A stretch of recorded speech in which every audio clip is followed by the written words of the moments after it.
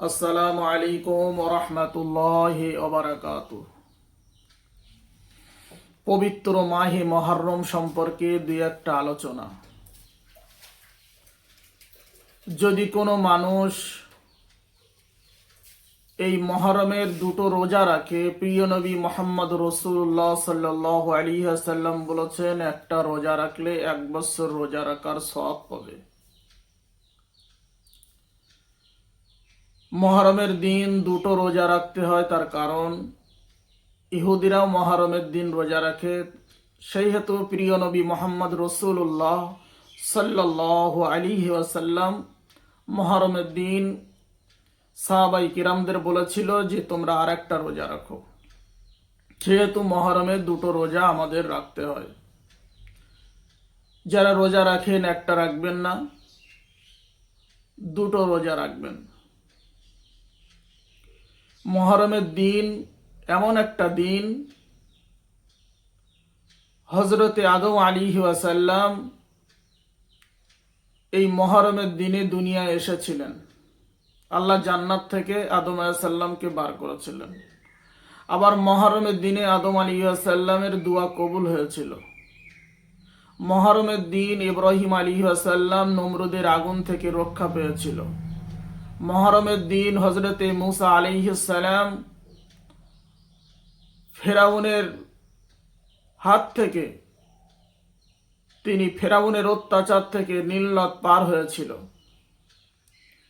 মুহররমের দিন কম বেশি 2000 নবী আলাইহিস সালাম জন্মগ্রহণ করেছিলেন। মুহররমের দিনটা এমন একটা দিন, এই দিনে আল্লাহ পাক রব্বুল আলামিন দুনিয়া তৈরি করেছিলেন। মুহররমের দিন এমন একটা দিন, আবার এই দিনটাকেই আল্লাহ পাক রব্বুল আলামিন এই মুহররমের দিনে দুনিয়া শেষ করে দেবেন। দুনিয়া শেষ হয়ে যাবে এই মুহররমের দিন। মুহররমের দিন এমন একটা দিন, যদি কোনো মানুষ সকালে গোসল করে আর চোখে সুরমা লাগায়, আল্লাহ রসুল বলেছেন যে তার চক্ষু রোগী অর্থাৎ চোখের রোগে সেই মানুষটা ভুগবে না কোনোদিন। তবে ওই নিয়তটা আপনার হতে হবে, রাসূল সাল্লাল্লাহু আলাইহি ওয়াসাল্লামের সুন্নত অনুযায়ী করতে হবে। মুহররমের দিন এমন একটা দিন, ওই দিন যদি কোনো মানুষ গোসল করে সুন্দর করে, তাহলে শারীরিক অনেক রোগ থেকে আল্লাহ পাক রব্বুল আলামিন তাকে রক্ষা করবেন। শুধু তাই না, মুহররমের দিন একটা রোজা রাখলে 1 বছর রোজা রাখার সওয়াব পাবে এবং 1 বছরের সগীরা গুনাহ আল্লাহ পাক তাকে মাফ করে দেবে। দুনিয়ায় ফরজ রোজার আগে মুহররমের একটা রোজাই ফরজ ছিল। মুহররম মাসটা এমন একটা মাস, বা মুহররমের দিনটা এমন একটা দিন, প্রিয় নবী মুহাম্মদ রাসূলুল্লাহ সাল্লাল্লাহু আলাইহি ওয়াসাল্লাম বলেন, এই দিনে মানুষ যদি যতটুকু তার সংসারে সামর্থ্য আছে, সে যদি সেই অনুযায়ী সংসারে বিভিন্ন রকম খাদ্য জোগাড় করে, আল্লাহ রসুল বলেছেন তার সংসারে সচ্ছলতা আল্লাহ পাক বাড়িয়ে দেবেন। কিন্তু মুহররমের দিন বাদ দিয়ে আমরা দেখেছি পয়লা বৈশাখ, পয়লা জানুয়ারি এগুলো আমরা পালন করি, কিন্তু মুসলমানের আসল দিন সেটা হলো মুহররমের দিন। যাই হোক, মুহররমের অনেক গুণ আছে, অনেক নিয়ম মেনে চলতে হয়। অন্য অন্য মত পথের মতো আমাদের সেসব নিয়ম মানার দরকার নাই। কম করে আপনারা যদি সমর্থন হয়, বাড়ি সচ্ছলতার জন্যে বা বাড়ি আনন্দের জন্যে যদি আপনি খাদ্য সামগ্রী জোগাড় করতে পারেন, ছেলে মেয়ে তাদের সাথে যদি ব্যবহার ভালো করতে পারেন, আল্লাহ পাক খুশি হন। সর্বোপরি কথা হলো, যদি মুহররমের উদ্দেশ্য করে আপনি দুটো রোজা রাখেন, আপনার সামর্থ্য অনুযায়ী, শরীরের ক্ষমতা অনুযায়ী যদি আপনি দুটো রোজা রাখতে পারেন, আল্লাহ পাক রব্বুল আলামিন 1 বছরের রোজা রাখার সওয়াব দেবে। এই দিনটা কিন্তু আপনি আর পাবেন না।